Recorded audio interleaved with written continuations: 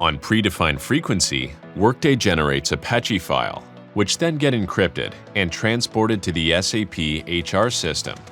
The Apache file is decrypted and loaded in the HR3 Connector dashboard.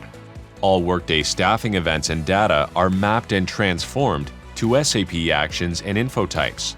The staffing events order and dependencies are sorted for easy processing.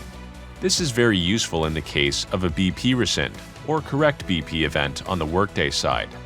Some events are processed automatically and no further actions are needed. For example, one-time payments or simple employee data changes. Other staffing events like hire or termination might require the payroll manager to input additional pension, tax, social security, or dependents information that is not maintained in Workday.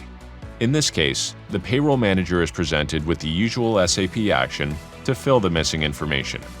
There is no change in the SAP user interface for the payroll manager while enriching data. This helps with integration adoption and avoids any need to rewrite and maintain complex SAP existing validation rules. With the HR3 connector, all existing SAP business logic is reused by the HR3 engine.